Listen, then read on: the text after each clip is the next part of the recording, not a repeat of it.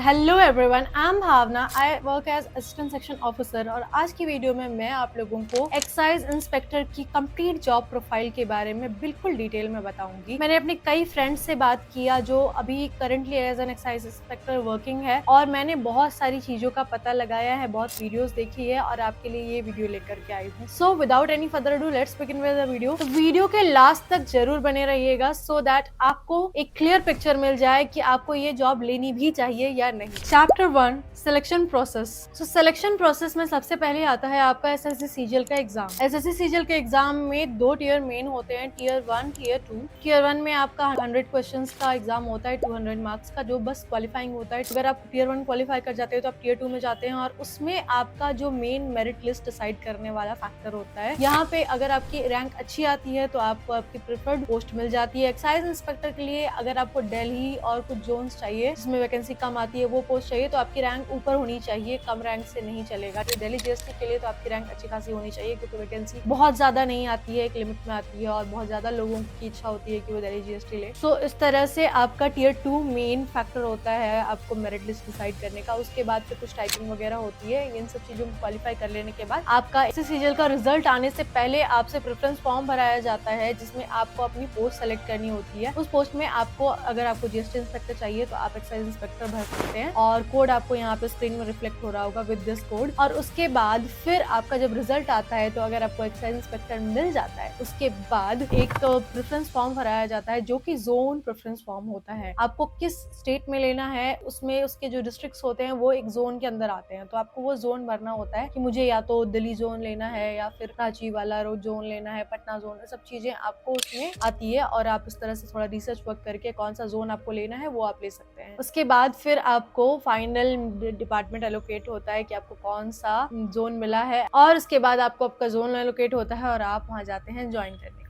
अब हम बात करते हैं ज्वाइनिंग प्रोसेस के बारे में। ज्वाइनिंग प्रोसेस आपका कुछ इस तरह से होता है। सबसे पहले आपको सीसीए में आपको ज्वाइन जाके रिपोर्ट करना होता है। उसके बाद फिर आपको टेम्पररीली एक डिवीजन से अटैच किया जाता है जो कि बिल्कुल टेम्पररीली होता है। वहाँ पे फिलहाल आपको कुछ भी काम बोल सकते हैं, फाइल सॉर्ट आउट करना। बहुत सारे फ्रेंड्स मेरे बताते थे कई बार बहुत सारी फाइल्स बंडल्स रख देते थे और बोलते थे इसको सॉर्ट आउट करो, कुछ भी काम बोल सकते थे क्योंकि अभी तक आपका वर्क एलोकेशन नहीं हुआ है। तो उसके बाद कुछ दिनों तक आप वो काम करेंगे। उसके बाद फिर आप जाएंगे ट्रेनिंग में जो कि होती है नासिर में, which is national academy of customs, indirect taxes and narcotics. यहाँ से आपकी एक्चुअल ट्रेनिंग शुरू होती है। तो नेक्स्ट चैप्टर है आपका ट्रेनिंग प्रोसेस के बारे में। ट्रेनिंग आपकी 3 स्टेज में होती है, theoretical training, on the job training and arms training. Theoretical training में आपको 2 महीने तक एक क्लासरूम ट्रेनिंग होती है जिसमें आपको थ्योरी वाइज रूल्स पढ़ाए जाते हैं जैसे कि GST system, central excise system, e governance और जो भी नोटिंग ड्राफ्टिंग करनी होती है वो सब चीजें आपको सिखाई जाती है थ्योरेटिकल ट्रेनिंग में। उसके बाद होती है आपकी फिजिकल और आर्म्स ट्रेनिंग। इसमें आपको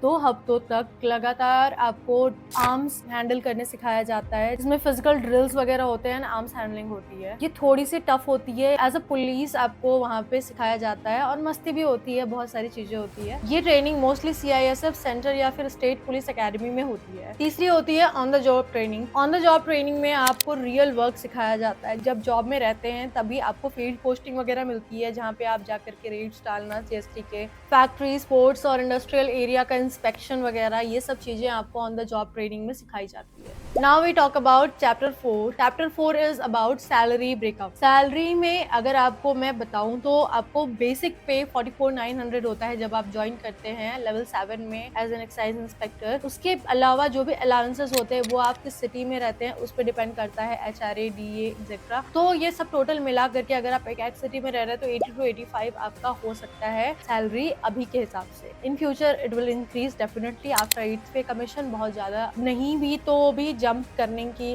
जंप तो करेगा काफी हद तक, 1 लाख क्रॉस कर जाएगा। So yes, that was all about salary. अब हम आते हैं चैप्टर 5 में which is job profile. Job profile की मैंने बहुत ही डिटेल में रिसर्च की है और बहुत ही डिटेल में एक फ्रेंड से बात करके पूरी आपकी अच्छे से काम क्या होता है वो आपको सिखाया जो कि आपको बहुत इंटरेस्टिंग लगेगा। So without any further do let's talk about job profile. तो जीएसटी सिस्टम में एक्साइज इंस्पेक्टर के 2 प्रकार की पोस्टिंग होती है, एक सेंसिटिव, एक नॉन सेंसिटिव। सेंसिटिव सेक्शन में आपको एंटी इवेजन, इंटेलिजेंस और रिकवरी रिलेटेड काम करना पड़ता है। बेसिकली आपको बिजनेसमैन के रिटर्न्स चेक करने होते हैं और अगर कोई टैक्स नहीं भरता है तो नोटिस भेजना होता है फाइल बनाना होता है और फर्दर एक्शन लेना होता है। वर्कलोड यहाँ थोड़ा सा ज्यादा होता है। वैसे तो टाइमिंग 9 to 6 है, बट आपको यहाँ पे लेट सिटिंग भी होती है क्योंकि आजकल टारगेट्स कई ज्यादा आ रहे हैं, जैसा कि मेरे फ्रेंड्स ने बताया, तो थोड़ा लेट सिटिंग और कभी कभी सैटरडे संडे भी आना पड़ जाता है यहाँ पर। सेंसिटिव सेक्शन में आपको 2 साल की पोस्टिंग होती है। अब हम बात करते हैं नॉन सेंसिटिव सेक्शन की। यहाँ पर वर्कलोड कंपैरेटिवली कम होता है। आपको टेक्निकल रिपोर्ट्स और मंथली परफॉर्मेंस रिपोर्ट्स बनानी पड़ती है। जैसा कि मैंने पहले भी बताया है, मेरे फ्रेंड ने बताया है कि रिसेंट डेज में डेडलाइंस काफी ज्यादा हो गई है, तो कई बार लोगों को सैटरडे संडे भी आना पड़ता है। तो ये मैंने सारी चीजें अच्छे से नोट डाउन कर लिया ताकि एक भी चीज आपकी छूटे ना और आपको बिल्कुल डिटेल में मैं जॉब प्रोफाइल बता पाऊँ। यहाँ पे मैं देख रही हूँ। एक और इंटरेस्टिंग चीज है कि एक्साइज में जीएसटी के अलावा आपका कस्टम भी होता है। तो कस्टम में आपको पोर्ट रिलेटेड काम होता है। जनरली जो भी ट्रांजैक्शंस होते हैं, इंपोर्ट एक्सपोर्ट, तो ये सब चीजों को देखना होता है। तो हर 3 साल में आपकी पोस्टिंग होती है। फिर कस्टम्स 3 साल यहाँ काम करने के बाद फिर आप कस्टम्स में जाते हैं और वहाँ पे आप काम करते हैं 3 साल। फिर आपकी इस तरह से चेंजिंग होते रहती है, यहाँ से वहाँ से यहाँ। तो ये दोनों ही काफी इंटरेस्टिंग है, बट कस्टम्स थोड़ा ज्यादा इंटरेस्टिंग है काम करने के मामले में, बिकॉज आपको इंपोर्ट एक्सपोर्ट देखना होता है। वहाँ पे आपको बाहरी दुनिया के बारे में कई सारी चीजें देखने को मिलती है, बट वहाँ पे आपका वर्कलोड भी उसी हिसाब से ज्यादा होगा। काफी ज्यादा वर्कलोड है वहाँ पर। और जीएसटी में भी आपका थोड़ा कई जगह पे सीट पे डिपेंड करता है आपका, तो वर्कलोड कहीं कहीं पे ज्यादा है। वर्कलोड के बारे में मैं आपको आगे और डिटेल में बताऊंगी। वैसे अगर आप एसएससी सीजीएल की प्रिपरेशन कर रहे हैं तो आपको कॉन्सेप्चुअल क्लैरिटी बहुत जरूरी है एग्जाम क्रैक करने के लिए। अगर आपका कॉन्सेप्ट क्लियर है तो सारी चीजें आपके लिए ईजी हो जाएगी। तो उसके लिए अगर आप जीएस की प्रिपरेशन करने में प्रॉब्लम आ रही है, जनरली लोगों को हिस्ट्री, ज्योग्राफी, ये सब चीजों में याद करने में काफी दिक्कत आती है, मैं पर्सनली एक बुक रिकमेंड करना चाहती हूँ। It is not a book, it is hand written notes. तो यहाँ पे ये 2 बुक आपको दिख रहे होंगे, which is capsules, and these are actual capsules, क्योंकि ये बहुत ही पतले हैं। अगर आप नोट्स बनाने जाएंगे तो आपके इससे मोटे बन जाएंगे। और ये इतनी खूबसूरत दिखने वाले नोट्स है कि अगर आप ये परचेज करेंगे और आप पढ़ेंगे तो आपको डेफिनेटली पढ़ने का मन करेगा। मुझे इतना रिग्रेट हो रहा है इसको देखने के बाद कि यार मेरे टाइम में क्यों नहीं था ये। तो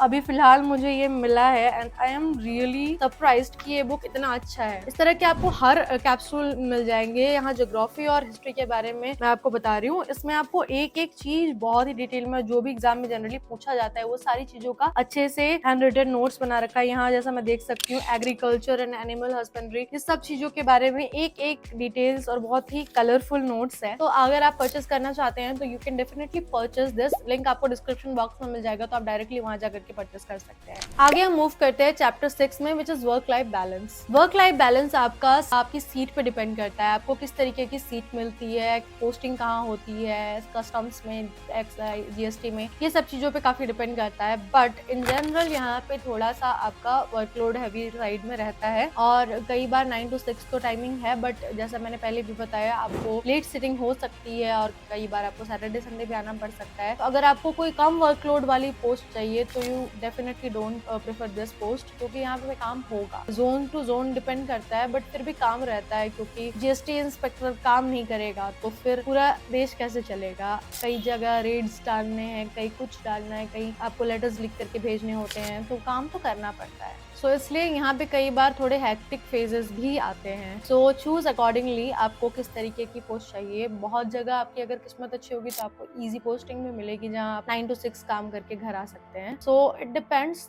हर दिन काम नहीं होता है, बट कभी कभी काम ज्यादा होता है। तो अब हम बात करेंगे यूपीएससी प्रिपरेशन की, विच इज चैप्टर 7। तो यूपीएससी प्रिपरेशन अगर आप करना चाहेंगे तो मैं बहुत ही अपना ऑनेस्ट ओपिनियन आप लोगों के साथ शेयर करूंगी कि आपको अगर यूपीएससी की प्रिपरेशन करनी है तो ये पोस्ट आपके लिए बहुत ज्यादा अच्छी नहीं है, ये आइडियल पोस्ट नहीं है आपके लिए, क्योंकि यहाँ पे आपका वर्कलोड थोड़ा ज्यादा होता है। तो आपको उतना टाइम नहीं मिल पाएगा, क्योंकि आप ऑफिस में काम करने के बाद थक भी जाते हैं। हम ही 9 to 5 काम करते हैं तो हम भी थक जाते हैं ऑफिस जाने के बाद, तो कुछ अलग चीज करने का मन उतना नहीं हो पाता है। बट अगर आप एक्सट्रीमली डिसिप्लिन्ड हैं, आपको अगर बहुत ज्यादा आपकी डिसिप्लिन है कि नहीं, मैं सुबह भी थोड़ा टाइम निकाल के पढ़ लूंगा, शाम को भी पढ़ लूंगा, रात को थोड़ा देर पढ़ लूंगा और वीकेंड में अच्छे से पढ़ लूंगा, कभी छुट्टी मिली तो उसमें अच्छे से पढ़ लूंगा। अगर you are very much disciplined और आपके पास बहुत ज्यादा कुछ अलग से काम नहीं है, घर का भी और अलग चीजों का प्रेशर, तो यू कैन डेफिनेटली मैनेज अगर आप इतना डिसिप्लिन है तो। बट अगर आपको ये करना है तो आप डीए वगैरह कुछ ले लो,